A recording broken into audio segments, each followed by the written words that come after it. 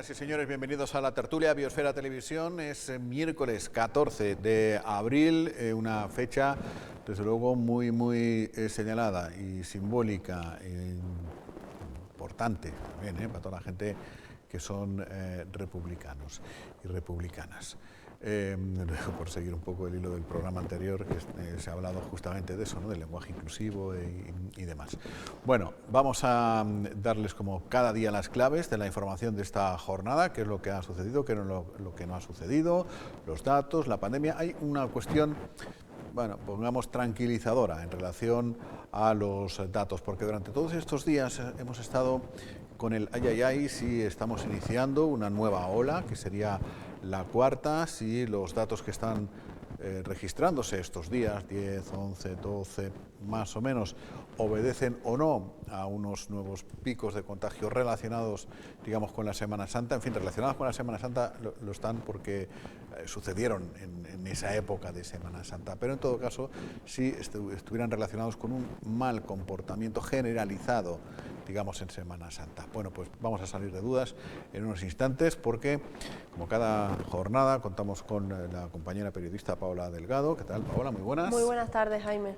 Que te has dado una vueltita hoy por en la zona del autocovid, que has estado preguntando, que luego nos cuentas y demás, sí. Pero como cada día vamos a empezar por los datos, porque ayer es verdad que nos dejó 10 nuevos contagios, pero más altas que nuevos, ¿no? Efectivamente, 12 altas concretamente, 10 nuevos positivos, como bien decía Jaime, y esas 12 altas médicas hace que Lanzarote tenga actualmente 107 casos activos. Así que efectivamente seguimos sobrepasando los 100 positivos, los 100 contagiados en la isla, pero bueno, no impresionó demasiado, por así decirlo. Por supuesto sigue siendo un número considerable, pero no impresionó demasiado el número de positivos, porque es a lo que estamos acostumbrados estas últimas semanas, 10, 12, 15, 18, pero bueno, también por suerte efectivamente tenemos esas 12, ahí lo estamos viendo, esas 12 nuevas altas. Y Jaime, si nos vamos a los hospitalizados, que también estamos acostumbrados a actualizarlos cada día, como sabemos, tenemos actualmente 7 personas hospitalizadas, 7 pacientes que están en el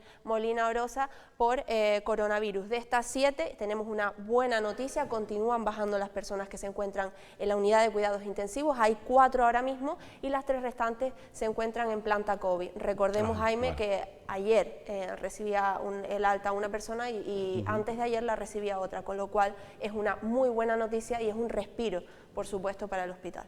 Y decía yo al principio que, bueno, podemos tener una noticia tranquilizadora. Yo creo que buenas noticias cuando seguimos hablando de nuevos contagios, aunque solo haya uno todos los días, mientras siga habiendo gente en el Hospital General, hablar de buenas noticias en este contexto no sería, digamos, lo más apropiado, ¿no? Pero sí noticias al menos tranquilizadoras, porque estábamos pendientes estos días si el autocovid, que estaba lleno de coches, obedecía a la posibilidad de que estuviéramos ya recogiendo los frutos de un mal comportamiento generalizado o de un comportamiento no adecuado generalizado durante la Semana Santa, y no es así, ¿no?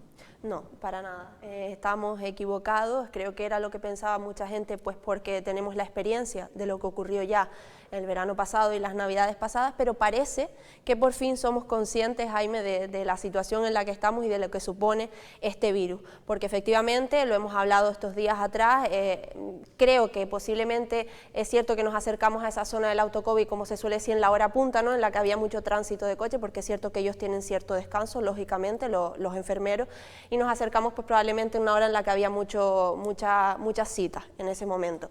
Por lo tanto, como bien digo, no queríamos ni muchísimo menos crear una alarma social, nos hemos informado como requiere la situación y nos hemos acercado hoy hasta el autocovid a hablar concretamente con el coordinador. Vamos a escucharlo porque yo creo que puede tranquilizar y mucho a la población. Diariamente ahora mismo estamos haciendo alrededor de entre 200, pueden variar el día, ¿vale? Pero alrededor de unas 200, 250, puede haber 180 o puede llegar hasta 300, pero eso va a depender del día. Antes, en la tercera ola, llegamos a 700 muestras diarias, que eso era un boom. Incluso antes también estábamos haciendo alrededor de 300 antes de la tercera ola, pero después de la tercera ola, cuando paró, pues volvimos más o menos al trabajo normal. Realmente no ha habido ningún pico, eso quiere decir que por lo menos la gente ha cumplido con las medidas o con los protocolos de aislamiento o de distanciamiento o ha cumplido con la mascarilla y todas esas cosas que antiguamente en verano quizás no se cumplió o en la tercera ola tampoco y pues la verdad que nosotros no hemos notado ese pico que se preveía que podía pasar. Realmente creo que más bien es la vida diaria, porque incluso antes de Semana Santa podía ser lo mismo, podría haber 5 positivos y al día siguiente podría haber 11, entonces eso varía. Realmente después de la tercera ola notamos un cambio porque la gente sí empezó a cumplir, porque claro, pasar de 700 muestras a 300, eso demostraba que realmente los contactos estrechos cumplían las medidas, cumplían con el aislamiento y eso hacía que, claro, al generar ellos como segunda PCR de contacto estrecho positivo, sus contactos estrechos no tenían, porque habían cumplido con el aislamiento, o si tenían, eran contactos estrechos ya pasados, o sea, que ya se les había cribado. Entonces eso pues demostró que la gente cumplió realmente. Hubo un pico alto en la tercera ola, pero enseguida se reguló, creo que gracias al cumplimiento de la gente. Aquí hay muchos perfiles. Empezamos por sospechosos, que son pacientes sintomáticos que acuden al centro de salud con síntomas, se les deriva aquí para un test de antígeno o una PCR, dependiendo de los días que lleven con síntomas. Tenemos contactos estrechos, que serían los contactos estrechos de los positivos, que también son citados a través del centro de salud. Tenemos PCRs hospitalarias, porque todas las pruebas que se hacen en el hospital, ya sea un quirófano, una colonoscopia, cualquier tipo de consulta que requiera una PCR negativa, pues se deriva aquí, que se realiza por las mañanas, todo lo que es hospitalaria, que después urgencia trabaja urgencias, las urgencias del hospital, que eso se hace ahí. Después nosotros trabajamos los cribados, las pateras cuando llegan las hacemos y a los 14 días se les vuelve a hacer, entonces abarcamos bastante grupo.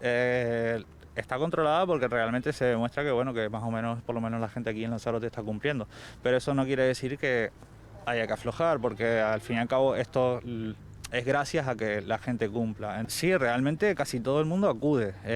Puede surgir, pues eso, gente que pueda faltar, algunas 10 personas o algo así, y claro, eso varía. Pueden ser residentes que vienen de fuera y que a lo mejor pues no pudieron acudir, o pues mira, pues como me sentía mal, pues al final fui a urgencia, me hicieron la prueba allí, cuando llamamos. Entonces, claro, a nosotros no nos sobran etiquetas de nombres de pacientes citados, pero siempre nosotros llamamos, confirmamos, volvemos a citar y por regla general la gente acude sin problema. Bueno, pues ya estamos viendo que a pesar de los pesares y lo que se pueda estar contando, que si juventud, que si no juventud, que si, en fin, los adultos en fiestas, estamos más o menos portándonos bien. Sí, yo creo que sí es eso, que creo que, bueno, hombre, ya era hora, ¿no?, de que nos concienciáramos de la situación, pero efectivamente sí, yo noté mucha tranquilidad, ellos saben más que nadie la situación en la que podemos encontrarnos y todo entra dentro de lo previsto, no han sufrido ningún pico ni se han sorprendido por nada en estas últimas semanas, como sí pudo ocurrir, como decíamos antes, en Navidades o en verano, y aquí hay dos claros indicadores de que la gente está cumpliendo y de que nos estamos comportando, ¿no? Por un lado es la responsabilidad a la hora de, pues eso, de que no se reciben muchos contactos estrechos, muchas llamadas y demás, que eso es un buen indicador, como ya hemos dicho anteriormente, y por otra parte el hecho de que la gran mayoría de las personas acude a hacerse la PCR, que muchas veces anteriormente pues quizás decían no, falta mucha gente, nos mienten, no acuden, no tal, pues por suerte nos decía que la gran mayoría de las personas acude, y quien no acude pues oye, es porque lo tienen que citar para otro día por cualquier cuestión, pero no por irresponsabilidad. Bueno, pues eso está muy bien. Estamos en fechas, ya lo comentamos el otro día, en las que las familias, los estudiantes, chicos, chicas, tienen que ir eligiendo ya más o menos por dónde enfocar su futuro en el próximo curso educativo. De hecho, recuérdame, Paola, pero un día de estos o de los otros, dentro de poco, son las jornadas Planéate, donde va a haber mesas redondas y demás, ¿no? Sí, yo les invito, tienen toda la información en la web, Planéate, pero en cualquier caso ya han empezado con esos chats de WhatsApp en los que pueden preguntar a expertos sobre muchísimas cuestiones, como puede ser alojamientos, universidades, estudios, ciclos, muchísimas cosas, pueden orientarse y en la web les ponen las próximas actividades. Bueno, vamos a dar alguna idea estos días. Una que nos ha llamado la atención, porque estamos hablando mucho, después del palo económico que nos estamos llevando, de diversificar la economía, de a ver si nos podemos dedicar a otras cosas, en fin, no depender exclusivamente del turismo. Ya hay muchas muchos ciclos enfocados, grados enfocados justamente a este tipo de cosas. Hay uno muy interesante que es el de formación en educación y control ambiental. Una cosa súper interesante, porque además el medio ambiente está ahí. Y si no nos lo cargamos, que no, tampoco me fiaría yo mucho, siempre va a estar ahí. Bueno, pues el Centro Integrado de Formación Profesional Zonzamas ofrece uno de estos ciclos y una de las estudiantes, por cierto, habla maravillas de él. Del ciclo de Educación y Control Ambiental, que en nuestro caso se trata de un grado superior y de modalidad dual, que luego explicaré qué es. Como técnicos en Educación y Control Ambiental, nuestras principales funciones son, por una parte, el diseño de actividades para entidades públicas o privadas. Entre las entidades públicas pues tenemos el Parque Nacional Timanfaya, tenemos Geoparque, y también para las entidades privadas, que son empresas como Senderismo Lanzarote y con MJC Ambiental. Básicamente es trabajar en el diseño y realización de actividades que estén relacionadas con la integración de la sociedad, la cultura y el medio ambiente. Además de esto, también podemos realizar, como indica nuestro propio nombre del ciclo, es realizar actividades de control ambiental. Pues serían las actividades propias de los agentes de medio ambiente, sería vigilar las zonas que, por ejemplo, presentan una fauna, una flora que está en peligro, de paisajes que deban protegerse y demás. Entre los módulos que cursamos y aprendemos en el ciclo, pues se encuentra medio natural, métodos y productos cartográficos. Esto es básicamente pues no solo saber interpretar un mapa, sino también poder realizar rutas y diseñarlas con este tipo de soporte, utilizar visores y demás. También tenemos habilidades sociales, formación y orientación laboral, empresas y emprendimiento empresarial. La verdad es que es un ciclo muy completo, que no es tanto buscar medio ambiente, sino que haya una sinergia entre la sociedad, la cultura y el medio ambiente. Como dije al principio, el ciclo es dual porque el 33% de nuestra formación ya se realiza en empresas desde el primer año. Les animo que si sienten un mínimo de curiosidad o quieren profundizar más en qué consiste este ciclo, que visiten nuestro blog Educación y Control Ambiental CIF Zonzama, y que también pueden visitar el aula virtual del mismo centro. Y nada, las prescripciones son en abril y les animo a conocer este ciclo. Pues planéate. Pues sí, básicamente. No, me parece súper interesante porque es que, como decías antes, Jaime, yo creo que el tema del control, bueno, del medio ambiente en general, pasa bastante desapercibido y no debería, es bastante importante. Y por lo que comentabas, ¿no?, de centrarnos en otras áreas, en otros sectores y en otras tantas cosas importantes más allá del turismo, que por supuesto no hay que demonizarlo, ni muchísimo menos, que tanto nos ha dado y seguirá siendo, por supuesto, parte de la vida de Lanzarote, pero también hay que buscar otras alternativas. El caso es que justamente estos días se ha divulgado que hay, creo recordar, detectados, localizados, en cada sitio, geolocalizados, que se dice ahora, 500 puntos de vertidos y de escombros y de todo eso en toda la isla, 500. Y siempre estamos diciendo, es que no hay vigilancia medioambiental o no hay suficiente vigilancia medioambiental. Bueno, pues uno de estos ciclos va enfocado justamente a ese tipo de cosas. Y fíjate que decimos, vivimos del turismo, pero hay 500 puntos de vertidos en el tema o sea, en Lanzarote, con lo cual un poco extraño, ¿no? Vivimos del turismo, pero tenemos la imagen que tenemos con tanta basura, por así decirlo, ¿no? Bueno, la última de actualidad, antes de pasar ya a nuestra primera invitada, y es lamentar el fallecimiento ayer, Paola, de una persona en una zona idílica, que si la conoces, si la tratas, digamos, con tiento, es espectacular, la puedes disfrutar mucho, pero si no la conoces, pues es peligrosa. Efectivamente, y muy peligrosa. Y efectivamente ayer, Jaime, no es la primera vez que ocurre. Encontraron el cuerpo sin vida de un varón en la zona de Los Charcones, en Playa Blanca. En este caso, bueno, pues como ha ocurrido otras veces, ¿no?, iba acompañado de su pareja, pero su pareja se fue a dar una vuelta y cuando llegó ya no encontró a la persona en el lugar en el que se encontraba, en este caso pescando. Con lo cual, bueno, pues aquí lamentar por supuesto el fallecimiento y hacer hincapié y subrayar, ¿no?, que como bien decías al comienzo, Jaime, esta zona es muy peligrosa. Hemos insistido en muchísimas ocasiones, tanto desde el ayuntamiento como desde el propio Consorcio de Seguridad y Emergencia, de que ojo, porque es una zona que efectivamente es muy bonita, mucha gente se está acostumbrando a hacerse fotos y subirlas a las redes sociales y demás, y quizás esa publicidad indirecta ha hecho un llamamiento también a que la gente acuda cada vez con más frecuencia sin saber la peligrosidad que conlleva, ¿no?, que tiene el lugar. Por tanto, nada, que todo el mundo que vaya, vaya equipado, siempre, nunca ir solo, siempre acompañado, y nunca quedarse solo, porque en este caso no. fue acompañado. Sí, exacto, nunca quedarse solo, porque en cualquier descuido, es cierto que, repito, es una zona muy bonita, pero los más experimentados, los pescadores más experimentados detallan, insisten en que,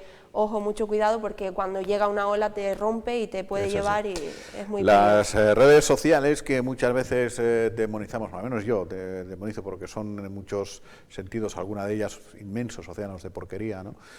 También sirven para otras cosas, bueno, pues muy bonitas. Muchísima gente está descubriendo zonas en Lanzarote que teníamos en nuestras mismísimas narices y no teníamos ni idea. Y gracias a que alguien sube cosas a las redes sociales, decimos, no, qué bonito es esto, ¿no? ¿Y esto está en Lanzarote? Pues sí, los charcones, por supuesto que sí, eso yo creo que ya mucha gente lo sabía, pero canteras por ahí abandonadas, más en Guatiza, cerca de Guatiza, también se está poniendo ahora muy de moda una cantera que lleva ahí la tira de tiempo, pero basta que estén subiendo fotos en esas especies de escalones color naranja para que todo el mundo quiera ir allí y demás. En fin, bueno, hay cosas muy absurdas en las redes y otras no tanto. Y como somos, pues somos unos excesivos para todo. Descubrimos una cosa nueva, ¡hala!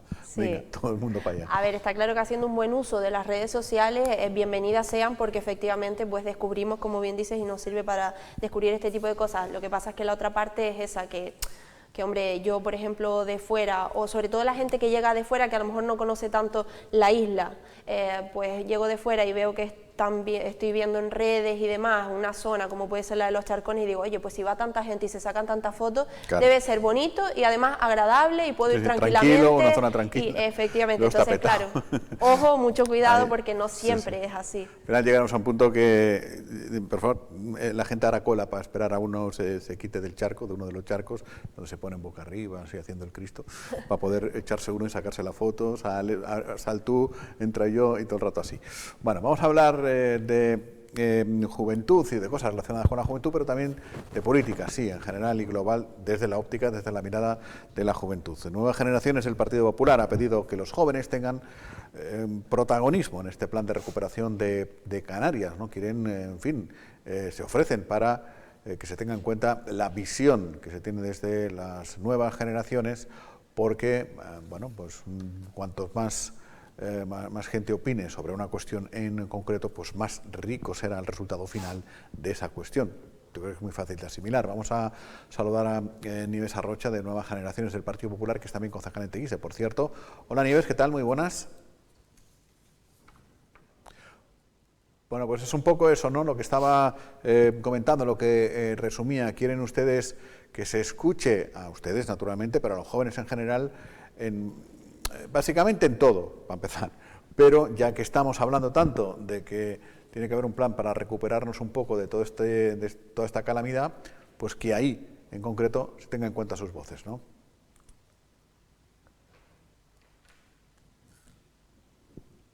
Bueno, pues no tenemos esa comunicación, la estábamos viendo, pero no la estábamos escuchando, aunque ella sí que nos escuchaba a nosotros porque ya estaba contestando. Sí, así que... el problema ha sido nuestro.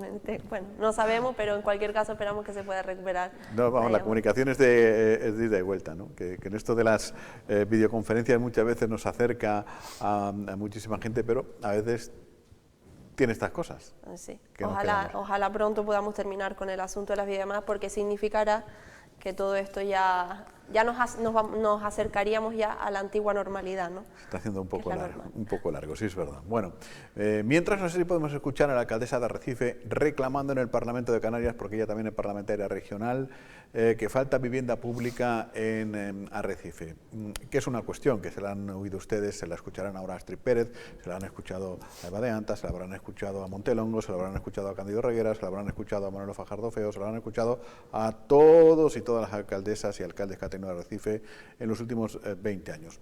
Algún día llegarán las viviendas. Gracias, señor consejero. Ojalá sus palabras sean religión y se cumplan, porque como usted bien sabe, Arrecife es una ciudad que lleva padeciendo hace muchísimos años una situación de escasez habitacional grave. Tenemos una población de 65.422 habitantes a fecha 31 de diciembre de 2020. Se presume que aproximadamente unas 10.000 personas viven en Arrecife en situación de irregularidad, que también necesitan vivienda. Tenemos unos índices de pobreza alarmantes, el 11,8% ingresan menos de 416 euros, según un estudio que ha realizado, un estudio de condiciones de vida que ha realizado el Instituto Nacional de Estadística a fecha 20 de junio, por lo que evidentemente es una de las ciudades que necesita, que es vital la construcción de vivienda pública. Y como usted bien lo decía, a pesar de que llevamos arrastrando estas circunstancias demográficas y de pobreza, sin embargo, hace más de 20 años que no se construye una vivienda pública por parte del Gobierno de Canarias. Convendrá conmigo, señor consejero, que es absolutamente intolerable que las últimas viviendas sociales en Arrecife se hayan construido hace 26 años. Por tanto, bien sabemos que esta realidad ha generado una situación de especulación en los precios de alquiler que también ha generado y está generando situaciones sociales muy complicadas y yo calificaría que hasta en algunos casos y circunstancias bastante inhumanas. Por tanto, bien sabe que conscientes de esto, el Ayuntamiento de Arrecife cedimos de manera gratuita en julio de 2019 al Instituto Canario de Vivienda 7.638 metros cuadrados para la construcción de estas 200 viviendas de promoción oficial de promoción pública. Destinaría al Gobierno, según palabras de usted, 20 millones de euros y, por tanto, bueno, han pasado casi 2 años desde que el Ayuntamiento cedió el suelo y, por lo tanto, estamos muy preocupados. Yo, señor consejero, simplemente pedirle y rogarle que bien sabe que los ciudadanos de Arrecife no tienen por qué haber sufrido la desidia de un Gobierno que durante 26 años no ha hecho ni una vivienda social en Arrecife, por lo que le requerimos una vez más que se proceda a la tramitación por urgencia, si pudiera ser, del proyecto y ejecución con la mayor agilidad posible. Muchas gracias. Bueno, pues ya les digo, cualquier año de estos se empiezan a construir viviendas sociales en Arrecife, Paola, y va a ser un no parar, por tantos años pidiéndolas. Sí, pero eso te iba a decir, es que no sé yo si eso tranquiliza mucho o sobre todo si la gente se lo cree, porque lógicamente después como el cuento de del lobo, ¿no? El famoso que viene el lobo. Bueno, pero bueno, 26 años después dicen que van a llegar, están ultimando, bueno, esperaremos. Yo hasta que no vea el primer bloque, Jaime, no me lo voy a creer. A veces te da por pensar en qué han estado empleando el tiempo durante todos estos años muchos de los representantes públicos, porque en lo fundamental carecemos de ello. O sea, administrar la rutina, ir por la mañana al despacho y firmar 2 decretos para hacer para que se limpie un margen de carretera, que está muy bien, para que sea Alvé, la Plaza del Pueblo, que también está muy bien, pero luego las cosas fundamentales, carecemos de grandes infraestructuras. En el hospital nos ha pillado el toro y nos estamos dando cuenta. Las carreteras, ya hemos visto lo que hay, y no quiere decir que se hagan muy grandes y tal, sino que al menos que se cuiden. Hay un montón de carreteras con años y ahora se están haciendo algunas cosillas. En educación, faltan institutos por todos lados. Los chinijos de Playa Blanca, su instituto más cercano era el de Corralejo. Ahora ya nos dijo el alcalde que pero lleva muchos años así. La vivienda pública, ¿qué pasa? Que nos acabamos de enterar que falta vivienda, falta desde hace muchos años. Palacio Congresos, ya ni preguntábamos, etcétera, etcétera, etcétera, etcétera. En lo fundamental, en lo gordo, en lo que nos haría crecer, ¿no? Digamos, como isla, como sociedad, pues nada. Desde luego, estoy totalmente de acuerdo y además el tema de las viviendas sociales, o sea, hay muchísima gente, especialmente en Arrecife, que necesita de estas viviendas, además urgentemente.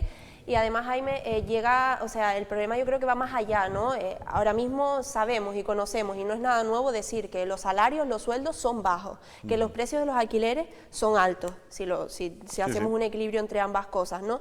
Que no hay viviendas sociales, que se están produciendo muchos desahucios. Quiero decir, al final, ninguno de las cosas acompaña para toda esta gente que efectivamente necesita y que no tiene. Entonces, al final es lo que decía, estamos hablando de cosas básicas, con lo cual, pues no lo entiendo. No entiendo qué han estado haciendo y yo espero que por fin, después de, como decimos, 26 años, lleguen esas viviendas, por el bien de muchas familias. En fin, una de las cosas que se han funcionado, así como hemos dicho, hemos citado 20.000 y podríamos citar 50.000 que no ha chutado, y a la vista está. Miren a su alrededor y vean si Lanzarote tiene grandes, potentes infraestructuras, no hace falta que sean monumentales. Me refiero a, en fin, con fundamento, ¿no? Un hospital con fundamento, escuelas e institutos suficientes, que no, etcétera, etcétera, etcétera. Y una de las cosas que sí ha estado más ordenadito y que ha funcionado y que, bueno, pues ha estado así de una manera bien organizada es la zona industrial de Playa Honda. No porque estemos nosotros aquí, que también, pero a la vista está. O sea, calles anchas, pintadas, que si farolas, naves, que se hacen, que no se hacen. Y queríamos hablar con Marlene Romero, que es la concejal de Urbanismo, justamente del Ayuntamiento de San Bartolomé, sobre esta cuestión y sobre algo que nos llama la atención, y seguramente a ustedes también. Estamos en una crisis económica notable, se está notando ya mucho como consecuencia de la pandemia, pero ¿se van ustedes por la zona industrial de Playa Honda? Y se están haciendo naves. Marlene Romero, muy buenas tardes. Hola, muy buenas tardes. ¿Qué tal? Eso quiere decir que, en fin, a pesar de los pesares, y lógicamente que se nota, ¿no?, la calamidad que estamos sufriendo, la crisis económica, pero que la zona industrial de Playa Honda, bueno, pues continúa a su ritmo, que ese entendimiento entre el empresariado y el Ayuntamiento de San Bartolomé, pues continúa, ¿no? Efectivamente, la zona industrial y comercial de Playa Honda está en una ubicación privilegiada. Así lo han entendido los empresarios e inversores. Y es verdad que el urbanismo es una área bastante complicada, lenta, engorrosa, pero hay que empezar a caminar. Hay muchas expectativas puestas en esa zona comercial e industrial. Nuestras normas subsidiarias y el plan insular desde el 91 han establecido diferentes unidades de actuación en esa zona, que hasta el día de la fecha, digamos, hay un 30% desarrollado del 100% de todo lo que es la zona comercial e industrial. ¿Por qué ha habido esa paralización? Bueno, yo quiero pensar que no ha sido por una desidia política, digámoslo así, sino que ha sido porque los recursos de la administración y con los actuales sistemas que tienen establecidos esas unidades de actuación, pues los recursos humanos de la administración son finitos y a veces no se llega a todo. Por eso hemos encontrado en esta colaboración público-privado esos cambios de sistema que van a agilizar mucho el desarrollo de esa zona industrial, porque van a ser los propios empresarios los que desarrollen urbanísticamente eso, y cuando digo desarrollen urbanísticamente, por supuesto el coste económico, pero también van a presentarse en dos proyectos de reparcelación y de urbanización, de tal manera que a la administración solo le quedaría supervisar e informar esos proyectos, con lo que los plazos se acortan y veremos mayor desarrollo en los próximos años. Es verdad que es una época ahora que parece que, bueno, que está todo paralizado. Yo no quiero que se caiga en el pesimismo y en el desánimo. Hay que empezar a caminar en urbanismo, los plazos no son cortos y esta situación que vivimos en la actualidad no se va a alargar eternamente, así lo tenemos que entender y tenemos que tener el objetivo claro. Sí, sí. Claro, ustedes hablan en lenguaje técnico como puede ser de otra manera, ¿no? No puedes decir la que está detrás de la ITV o la que está delante de Biosfera Televisión, etcétera, etcétera. Está la SAU, la Unidad de Actuación 4, la UA10, la UA1, la 2, la 11, etcétera, etcétera. Este tipo bueno, y al final luego la gente del gran público dice, ahí va a ir él al campo y allí va el no sé cuánto. Sí. Al final todo se resume un poco en eso, ¿no? La unidad de actuación consiste, el suelo es privado, es de unos empresarios, de un grupo, de lo que sea. Entonces, si lo quieren desarrollar, tienen que urbanizar los alrededores, si no me equivoco, ¿no? Y no sé si darle también parte de aprovechamiento al Ayuntamiento de San Bartolomé, ¿no? ¿Cómo funciona esto? Yo ahora imagino que tengo una parcela por aquí, cerca, yo sé, de 4.000 metros. ¿Qué tengo que hacer? Pues, bueno, efectivamente, lo has explicado bastante bien. O sea, la zona industrial, digamos, se separa en pequeñas porciones, subzonas, ¿no? Que son las unidades de actuación o SAU. Bueno, prácticamente. ¿Cómo se desarrolla cada unidad de actuación? Pues es muy similar a un plan parcial, para entendernos, a un mini plan parcial. Se hace un proyecto de reparcelación donde todo el mundo aporta los metros que tiene. Se le da al ayuntamiento unas zonas, unos metros para uso dotacional, y además se le dan al ayuntamiento también un 10% de aprovechamiento. Por lo tanto, para lo que es el ayuntamiento, imagínate lo importante que es poder desarrollar todos esos, ir cogiendo esos solares que nos tocarían por ley para luego materializarlos en otros proyectos evidentemente con carácter marcado social, porque para eso es para lo que estamos. Entonces, conforme se van desarrollando, a nosotros nos van tocando una serie de metros. No hablamos después ya del desarrollo de la instalación de nuevos comercios, que eso también repercute en la economía del ayuntamiento, por supuesto. Y que, bueno, me habías preguntado sobre cómo se desarrolla eso si tú tuvieras un par de es que eso metros ahí. funciona así, Pues, claro. entrarías a Y formar luego tengo que hacer la parte, acera, ¿no? La acera y poner ahí los cables claro, para que ustedes entrarías a tengan farolas, formar, ¿no? digamos que funcionaría, para que el público nos entienda, como una comunidad de propietarios, donde todos los gastos son comunes y las tienen que asumir, por supuesto, los propietarios del suelo, que serán los últimos beneficiarios, ¿no? Porque al principio tú tienes un terreno que digamos que no tiene mucho valor económico, y conforme vayas dando esos pasos y aprobando ese mini plan parcial, pues tendrás unos metros con un aprovechamiento económico mucho mayor. De ahí la motivación del empresariado. Y luego se dan casos, por ejemplo, como en Playa Blanca, que lo público hace los deberes, el empresariado no termina de rematar todo eso, y otros casos que también puede ser a la inversa. Por ejemplo, en esta zona industrial de Playa Honda, los empresarios han hecho su parte de una rotonda, y ahora el ayuntamiento o el cabildo, no sé a quién compete, aprovecho para preguntarlo, tiene que hacer la otra parte de la rotonda, ¿no? Porque es aquí mismo, por aquí arriba. Yo es que me oriento fatal. Subiendo a Güime ahí, que eso ha contribuido a descongestionar mucho la zona, ¿no? Pero hay media rotondita y ahí le falta al cabildo o a alguien hacer la otra media, ¿no? No, justamente le falta a los otros propietarios, digamos, a los propietarios que están hacia Arrecife, ¿no? Digamos que ese SAU es muy complicado, es muy complejo. Pero bueno, justamente ese SAU 10 que está al otro lado de la carretera tendrá que desarrollarse y aprobar sus proyectos de urbanización para poder ejecutar esa media rotonda. Por eso la necesidad de desarrollar de manera conjunta todas las unidades, porque solo así vamos a tener, o sea, las unidades de actuación comparten viales y no tiene sentido pues eso que me estás diciendo, pero como eso hay tantos otros ejemplos, ¿no? Hay que impulsar de manera conjunta todas las unidades de actuación, porque los viales, muchos de ellos se comparten, y si no tenemos una calle, como pasa debajo de Orinsa, para entendernos, que no se puede, que está ahí sin asfaltar y no se puede hacer hasta que no se aprueben esos proyectos. Y esa mini rotonda y tantos otros. Me decías el ejemplo de Yaiza. Bueno, el ayuntamiento tiene herramientas para obligar al empresario a ejecutar las obras. De hecho, cuando nosotros llegamos en esta legislatura, no sé, la unidad 4, que te voy a decir, la unidad 4, y se van a quedar igual, pero para que nos entendamos, es la que está pegada al Miki Parque, ¿no? Esa unidad pues estaba ahí paralizada, los proyectos estaban aprobados, y es el ayuntamiento quien obliga por medio de se le dice, oiga, o lo hace usted o lo hacemos nosotros y se lo cobramos a usted, pero eso evidentemente tiene un coste. Y se le obliga al empresariado a ejecutar, pero tienes que tener los proyectos aprobados. Sin esos proyectos aprobados no podemos obligar a ejecutar. Que es lo que hicimos, te digo, en la unidad 4, y si se dan cuenta, pues ya está asfaltada. Es verdad que falta una documentación administrativa para la recepción, pero que va a desahogar muchísimo el tráfico de esa zona. Bueno, que me estoy enrollando yo aquí con la zona industrial, no sé qué, seguro que querrás preguntarle tú un montón de cosas. Sí, no, simplemente es cambio de tema, pero se sigue hablando en este caso de obras. Yo quería preguntarle si urbanísticamente hablando está ya todo listo para el tema del Colegio del Quintero, que también ha sido bastante demandado el asunto. Te explico. El Colegio Quintero se podría, y de hecho ya hay partida económica, se podría sacar a contratación ya, ¿vale? Es verdad que una cosa es la ejecución del colegio, porque eso en su momento hubo una modificación puntual de las normas para darle viabilidad a ese proyecto.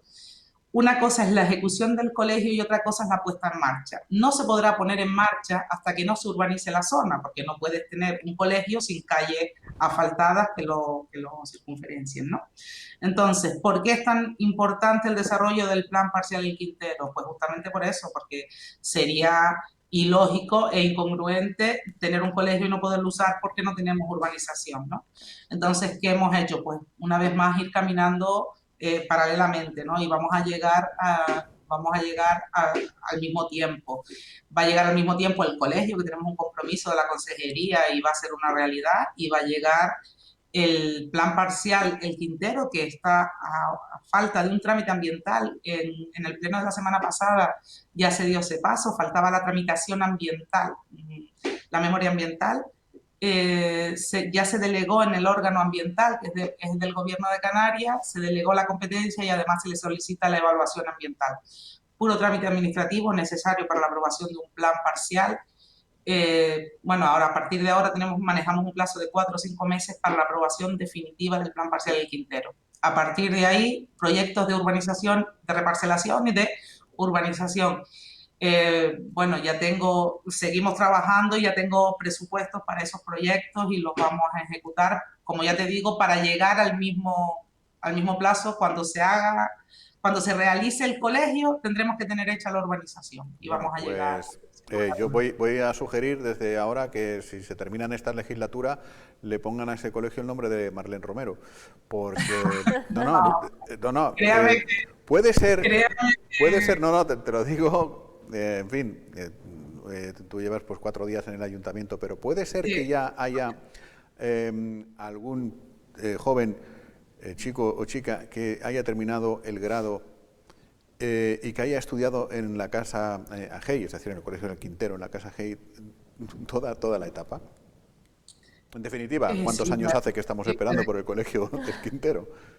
Hace mucho, y además me consta, porque yo soy vecina de aquí, de niños que ya están en la universidad e inauguraron ese colegio como tal. Bueno, esto no deja de ser sino, digamos, la desidia del Gobierno de Canarias en la época anterior. Tenemos el compromiso de la consejera, tenemos partida económica y créame que, bueno, yo urbanísticamente hago lo que puedo, pero el alcalde es una promesa de él y no ha dejado de sentarse semana tras semana para arrancar ese compromiso y vamos a ser capaces, ya te digo, el mérito absolutamente de Alessia y de la consejería, de sacar ese colegio adelante. Pues esperemos que sea así esta legislatura, que en fin, ya San Bartolomé ha ido creciendo y hay bueno, mucha demanda, ¿no?, con lo que decíamos anteriormente. Marlene, pues ha sido un placer, muchas gracias por tantas explicaciones. Un placer y bueno, para la próxima cuando quiera. Nada, un saludo, buen día. Bueno, tenemos a Anabel de León esperando, que vamos a recibirla ya después de Semana Santa, pero para que no parezca que el ciberespacio se la haya tragado, que es que teníamos a Nieves Rocha pendiente y dirán, ¿qué ha pasado con Nieves? Bueno, ha pasado que la comunicación no es fluida, no es buena y que en lugar de hablar con ella hoy en videollamada, vendrá mañana aquí guardando distancias, PCR, todo el tinglao todo el protocolo, y nos podrá explicar perfectamente bien todo. Pues muchísimo mejor.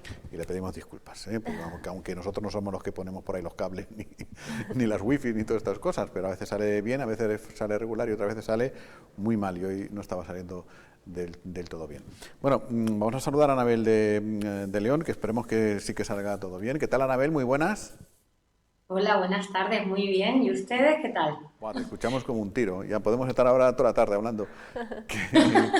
Que estábamos hablando con Paola, no sé si ya estabas conectado o no estabas conectada, de los fenómenos paranormales que suceden en la isla, y no me refiero ahora a los ruidos en las comunicaciones, sino a que nos pegamos años y años y años esperando por cosas, por viviendas, por un hospital digno, por el Instituto de Aría. Me lo quitaste de la boca, te lo iba a decir, que todavía el Instituto de Aría. Hay una maqueta, cuando Paola entró allí había una maqueta bien bonita del nuevo instituto, se ha graduado y todavía no hay instituto. No, hay gente mayor que yo que me ha dicho ya que también estaba la maqueta cuando entraron, ¿eh? El Colegio El Quintero de San Bartolomé, que seguramente habrá gente que estará a punto de terminar la carrera y el colegio no ha empezado. Bueno, Sí, lo estaba escuchando, pero bueno, yo creo que eso siempre tiene todo que ver con la voluntad política, ¿no? Y luego en cada elección, da igual que sean los que la hayan propuesto en su momento o los nuevos, todos prometen sacarlos adelante. Yo entiendo que hay obras que son complicadas porque no solo dependen de un ayuntamiento, estaba ahora hablando, ¿no?, ella, que también depende del Gobierno de Canarias, en fin, muchas veces cuando son muchas administraciones las que intervienen, la burocracia es de tal nivel, también los intereses, evidentemente, a veces las partidas presupuestarias se trastocan, no se sabe muy bien cómo, es complejo. La verdad que en lo público debería de ser todo muchísimo más rápido, lo que no puede ser es que se pasen años y años y años esperando por obras como un colegio que cuando se aprueban había una necesidad, pero si posteriormente cuando ya se construyen 10 o 15 años después, resulta que la población ya ha aumentado y ya la nueva obra se queda pequeña, que no es la primera vez que eso ocurre, ¿no? Pero que luego hay que efectivamente, que hay mucha dejadez o que no reclamamos con suficiente fuerza o que no pintamos mucho o que nos vacilan o que nos dejamos vacilar, etcétera, etcétera. El tema de la vivienda pública en Arrecife, hemos escuchado antes a Astrid Pérez en el Parlamento reclamar vivienda pública. Y yo le comentaba a Paola y a los telespectadores que hemos escuchado reclamar vivienda pública a Astrid Pérez, a Eva de Anta, sí, a José Montelongo, a Cándido Reguera, a Manolo Fajardo Feo, en fin, a todos los alcaldes y alcaldesas que Arrecife ha tenido en los últimos 25 años y no nos han hecho ni una vivienda pública. Entonces, dices tú, ¿tanto sueldo para qué? Yo, lo del tema de la vivienda pública, ayer escuché un poquito a Astrid en el Parlamento. Me parece de una gravedad en Arrecife en concreto extrema, ¿eh? La situación además actual todavía ha puesto más en el espejo, ¿no? la realidad de la falta de vivienda pública y de acceso de las personas con rentas más bajas, ¿no? A una vivienda digna. Bueno, ahí depende muy importante del gobierno de Canarias. Yo creo que Lanzarote tiene un problema ante el gobierno de Canarias, lo ha tenido siempre, además, desgraciadamente, da igual quien nos gobierne, qué partido me refiero, porque siempre nos ocurre lo mismo, ¿no? Siendo la tercera isla, supuestamente, en potencia, para que nos entendamos, no nos suelen hacer mucho caso en realidad. Creo que hay una parte que depende de nuestros parlamentarios, de todos, da igual el partido, sino de todos, que cuando hay cosas que son justas, como yo entiendo que lo de las viviendas públicas es, una cuestión ya no solo constitucional, sino de justicia social, deberían de unirse todos los parlamentarios con independencia del partido al que pertenezcan, cosa que no ocurre habitualmente, nunca, yo creo que no se han unido nunca para nada. Entonces nuestra voz queda muy chiquitita en el Parlamento autonómico frente a las dos islas capitalinas, otras islas que han sabido defender, como en el caso de La Palma o en el caso de Fuerteventura, mejor sus intereses. Yo creo que hay una parte que es una enorme responsabilidad de nuestros parlamentarios. Anabel, buenas tardes, que no te había saludado antes. Yo quería preguntarte porque, claro, estábamos hablando precisamente a raíz del tema de lo de las viviendas sociales, que tampoco los alquileres acompañan porque actualmente para la situación como está, pues quizás los precios son muy altos, que los salarios son bajos. Se están produciendo a raíz de todo esto bastantes desahucios, incluido en Arrecife. Judicialmente hablando, ¿cómo van estos temas? Es decir, la verdad que aquí me pierdo, lógicamente, no sé si, pues no puede hacer frente al pago, pues desahucio. No sé si es así de fácil o no sé, o se puede hacer algo. El sentido común que dice que deberían de estar paralizados porque seguimos en la misma calamidad de hace un año y pico. Por eso, pero se están produciendo. Pero es una pregunta, es una pregunta muy pertinente, que es una expresión que habrás oído más de una vez. Sí, se paralizan. Bueno, vamos a ver, la normativa que se ha aprobado de los arrendamientos continúa en vigor, se prorrogaron, los desahucios se siguen paralizando cuando se acredita una vulnerabilidad económica del inquilino. En el caso de que pueda haber una vulnerabilidad de las dos partes, porque hay que tener en cuenta que hay personas que tienen su vivienda alquilada como complemento a una pensión, hay muchos casos así. Ya entonces sería presentar 2 informes de los servicios sociales del ayuntamiento correspondiente y el juez determina. Y en el caso de que sea solo el inquilino, pues también. Lo que pasa que evidentemente esa prórroga de esa suspensión se puede prorrogar, pero no es eterna. Llega un momento en el que efectivamente esas personas tienen que buscar una solución habitacional para poder para irse a la calle, porque tampoco lo que se puede hacer es que una persona privada tenga su vivienda meses y meses y meses paralizada sin cobrar. Entonces, sí que siguen las suspensiones. A eso hay que añadir una suspensión que no es oficial, que es la del retraso de los juzgados, que también funciona y es eficaz, porque meses y meses, debido al colapso que hay de la cantidad de temas que están en los juzgados y los tiempos de parálisis, en fin, de esta situación pandémica que nos ha afectado tanto en la justicia, ¿no? Entonces, todo eso sigue en marcha. Lo que ocurre es que llega un momento que, en principio, efectivamente, la vivienda se tendrá que entregar y el procedimiento continuar. Ahí es donde intervendrían los ayuntamientos y la vivienda pública o soluciones alojativas, porque estamos hablando de personas con situaciones de vulnerabilidad económica, y el problema es que con la Iglesia nos hemos topado, que no hay esa alternativa. Entonces, lo que se está haciendo ahora mismo es que los propietarios privados suplanten una responsabilidad que es de la administración pública.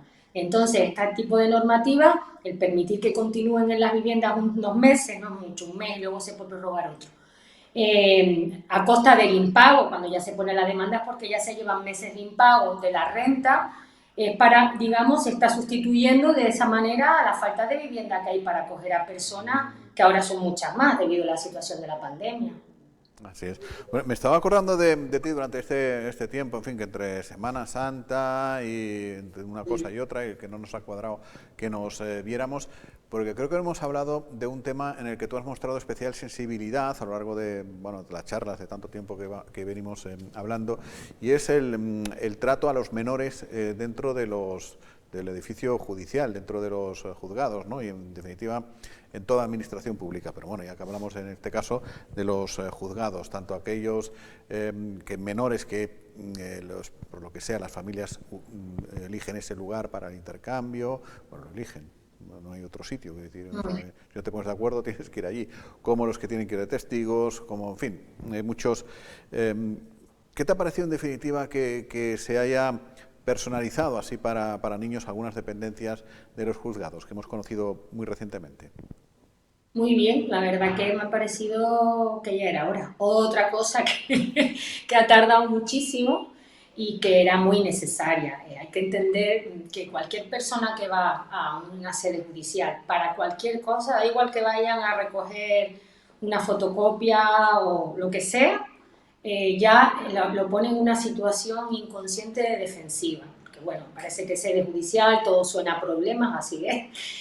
Todo suena a jueces. Impresiona, ¿no? El arco de seguridad, los policías, Exacto. los jueces, ostras, Eso es. Y ahora más, porque ahora encima hay muchísimas más medidas de seguridad para el acceso, ¿no? Entonces parece que está entrando uno en el Pentágono. Luego nuestro edificio, tenemos un magnífico edificio judicial y es bastante impresionante, ¿no? Cuando uno entra. Entonces hay que imaginarse ponernos en niños pequeños de 8, 9 años, 12 años, 10 años, que por distintas circunstancias, la mayoría de las veces nada agradable, tienen que ir al juzgado. Entonces, me parece que ha sido una gestión de justicia también, pero además que, bueno, demuestra una sensibilidad que era muy necesaria.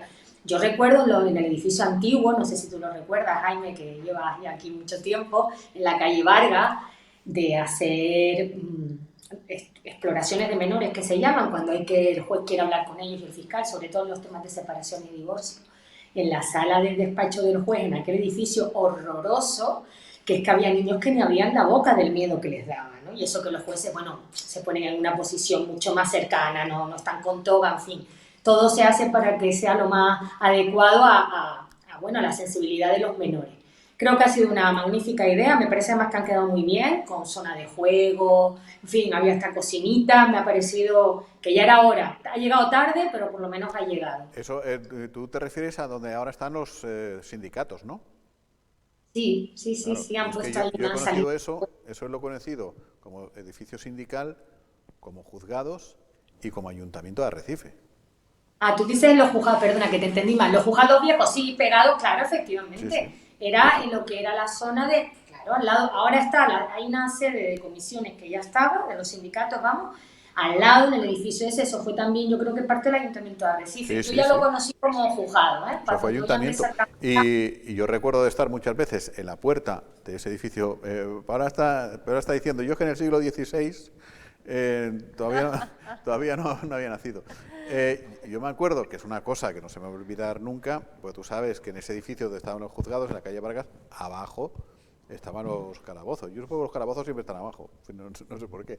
Y había unas rejillas de ventilación al ras de suelo, de acera, que depende del día y depende también del grado de excitación de la persona que estaba retenida o detenida allí, los gritos que se escuchaban, que era tremendo eso. Ya tú ves. Pues mira. Es como si estuviéramos ahora mismo dentro de Los Miserables, más o menos, ¿verdad? Sí, pues sí, hablamos del Bueno, claro, fíjate que yo llevo 26 años más o menos, creo, ejerciendo eso y la comisaría vieja, eso era como para yo cuando empecé a trabajar, era súper joven, empecé yo, y además cuando, sabes que en esa zona de la avenida, cuando la marea está ahí en los tiempos del sur, huele todo divinamente, entonces era como ya vas a coger bueno. Gritos y no sé qué, dices tú, madre mía. Y sí, era todo como muy surrealista. De todas maneras, como fueron mis comienzos, yo le guardo cierto recuerdo cariñoso al edificio en sí, pero no eran las instalaciones más adecuadas, ¿no? Anabel, por cierto, que, bueno, cambiando de tema, pero me acaba de venir a la cabeza que la última vez que fuimos por la calle preguntando, te pillamos. Es verdad, sí. Preguntando precisamente que si nos habíamos comportado en Semana Santa y nos dijiste pues que tú creías que sí, que aparentemente no creías que fuésemos a sufrir ningún pico muy fuerte y demás. Pues oye, que parece que de momento tienes razón, que hoy nos hemos ido, no sé si lo has visto, pero nos hemos ido hasta el autocovid y efectivamente nos han dicho que sí, que ha habido casos, pues lo que hemos estado viendo estas últimas semanas, pero que nada comparado con las Navidades ni con el verano pasado, así que tienes razón. Yo creo que la razón. Bueno, por una vez, porque vamos, como pitoniza no tengo precio, cada vez que decía algo se venía abajo mi predicción. Yo creo que había una cosa bastante lógica, que es que eran muchos menos días de fiesta, que las Navidades estamos un mes de fiesta, no nos damos cuenta, pero es casi un mes, ¿no?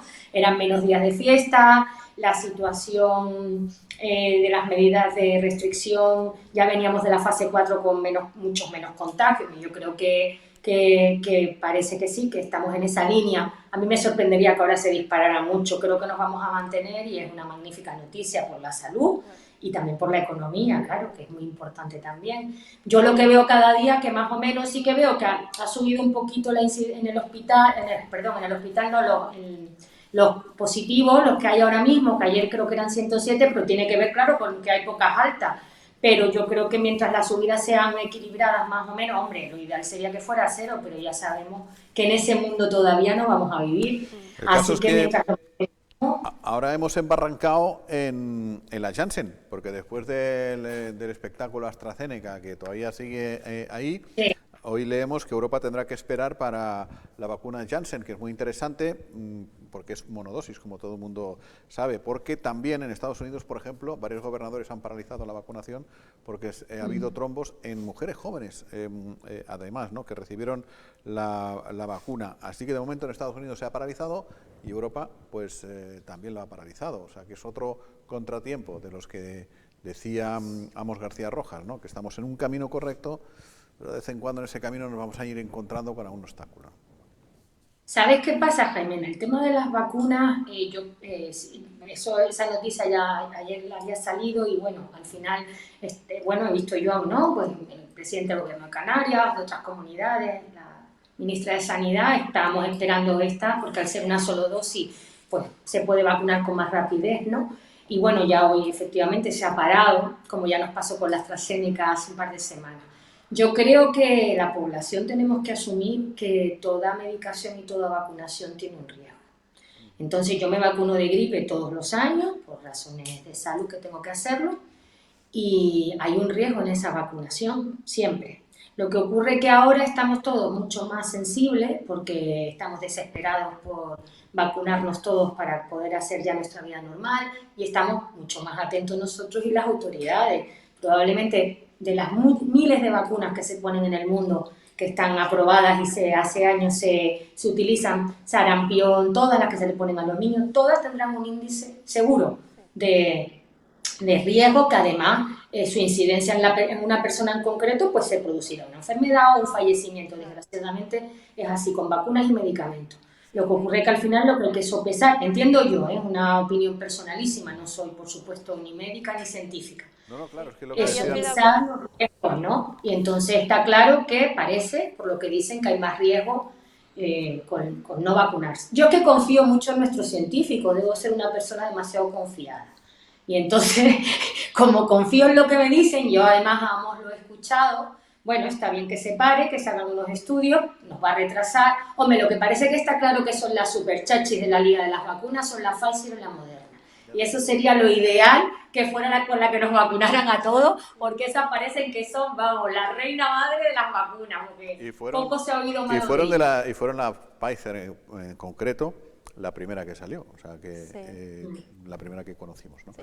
En cualquier caso sí que es verdad que yo estoy de acuerdo con Anabel, y además hay que tener mucho cuidado con los mensajes, cómo se dicen y se difunden y demás, porque yo, por ejemplo, en mi entorno he escuchado mucho, pues, a gente así diciendo a lo mejor, quita, no, yo no me vacuno, que están diciendo ahora que si trombo, que si no sé qué, que si no sé cuánto, o sea, gente que a lo mejor, porque al final los científicos realmente están constantemente en los medios de comunicación, epidemiólogos y demás, insistiendo, como decían, a ver, en que hay mayor riesgo en no vacunarse que vacunarse, por supuesto.